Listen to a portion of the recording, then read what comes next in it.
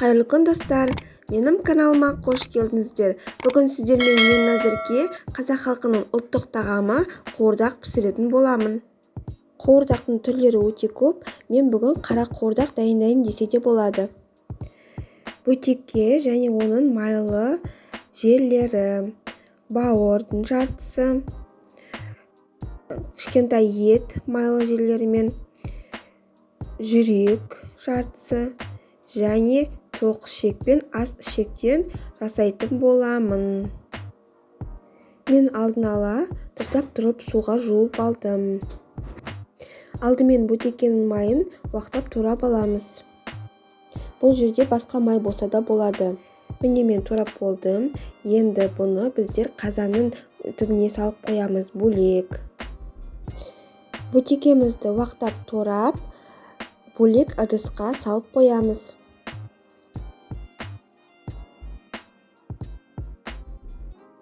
Келесі кезекте бауыр етін уақтап турайтын боламыз. Менде бауыр шамамен 200-300 граммдай. Қара қуырдақ деп атауының себебі осы бауырды қуырғанда ол қара түс береді. Сондықтан да қара қуырдақ деп атайды екен. Бауырымызды турап болдық. Енді бұны туралған бөтекенің үстіне саламыз. Енді кезекте ет қосатын боламыз. Кішкентай ғана ет, аздап майлы жерлерімен. Бұны да жақсылап уақтап турап алып, бауырымызбен бөтекеміздің қасына саламыз.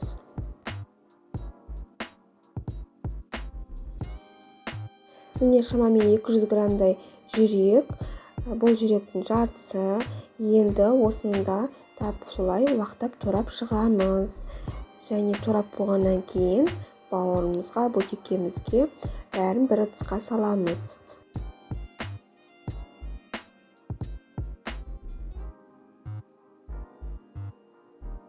Енді тоқ ішегіміз бен ас ішегімізді уақтап турап шығамыз. Негізі таза қара қуырдақ жасайтын болсаңыз, бұның ішіне ішек қосылмайды. Міне достар, біздер екіге бөліп қойдық, бәрін алдын ала турап алдық. Алдымен қазанымыздың астын қаттыға қойып, майын шығарып алатын боламыз.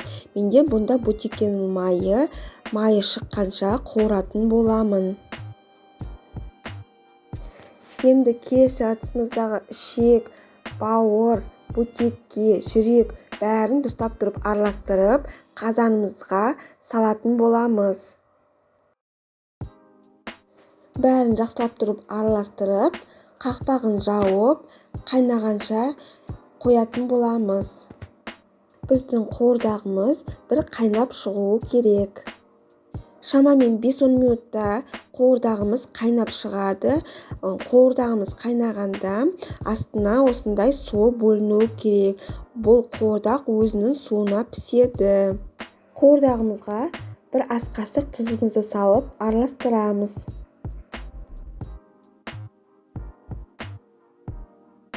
Енді қазанымыздың астын жай отқа қойып, бетін жауып, шамамен 1 немесе 2 сағатқа пісуге қоятын боламыз. Әлсін-әлсін араластырып тұруды ұмытпаймыз.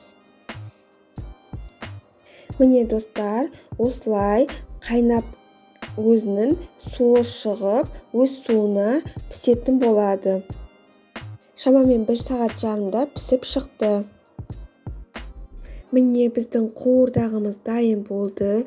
Өте дәмді, тойымды, майлы қуырдақ шықты. Енді оның бетіне пиязымызды дөңгелектеп етіп осылай кесіп алып, әдемілеп қоямыз. Және де нанмен жесеңіз өте дәмді болады. Қуырдақтың қасына рашки, картошка, күрішті суға пісіріп қойсаңыз да болады. Астарыңыз дәмді болсын. Сіздермен болған мен Назерке. Менің каналыма тіркеліп, лайк, комментарий қалдыруды ұмытпаңыздар. Сау болыңыздар.